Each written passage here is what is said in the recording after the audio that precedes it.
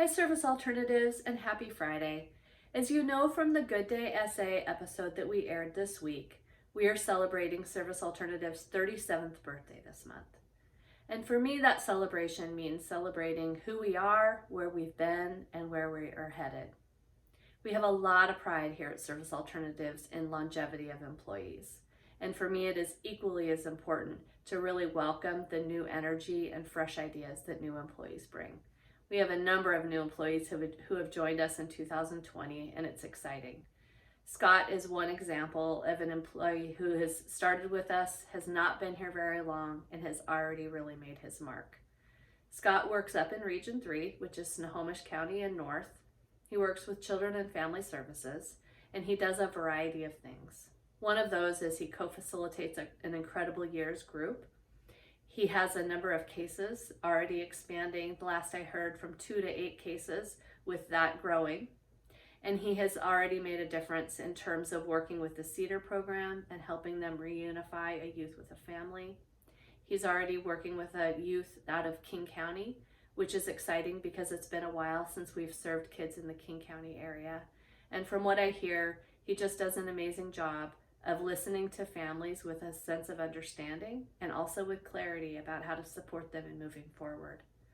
He also comes with lots of questions, and for all the new employees and those of us who have been around a long time, we need to keep holding on to those questions, pushing them forward, asking them of the right people, and not hesitating, because it simply makes us do our work better.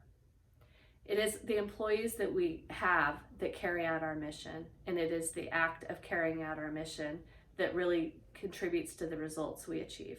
And I want to share a few of those things that are happening around SA. One of them is that we have 16 new licensed foster homes that have already come on board in the year of 2020.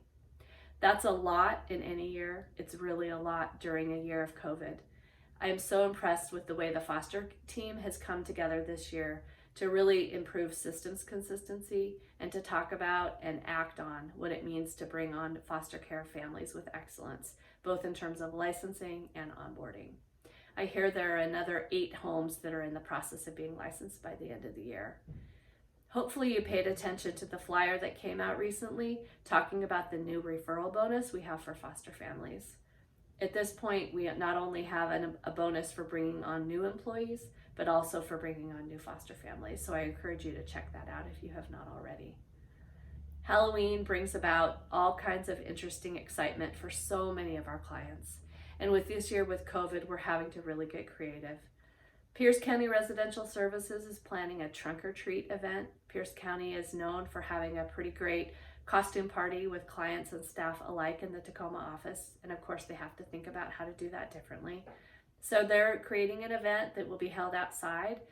Everybody will be in full costume, but social distancing will be enabled, of course. And the outside air, of course, helps us with circulating healthy air rather than the indoor stale air that can really not help with COVID. Up in Region 3, there's a great reverse trick-or-treating event that's underway. We have case managers as well as other staff that are dressing up in full costume and going out to do trick-or-treating with kids at their doorsteps rather than the kids going out to other family homes.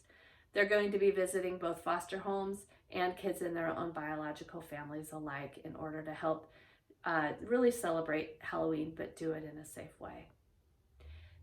When I think about October, there are so many things to think about. So many things to think about in terms of staying safe and in terms of celebrating the season. And Leslie also reminded me that October is Domestic Violence Awareness Month. We don't often think about the underlying effects that are affecting our community with COVID that we don't see, that are less visible. I don't know if you've heard, but child abuse referrals are really, really low right now. And what that really means is there are so many of us that are mandatory reporters, like all of us, that are having less contact with kids, and it's resulting in less reports. So as an example, teachers, doctors, daycare providers, coaches are often ones that are concerned about child abuse and neglect, and they're making those reports. And so the number of calls are down, and it's scary.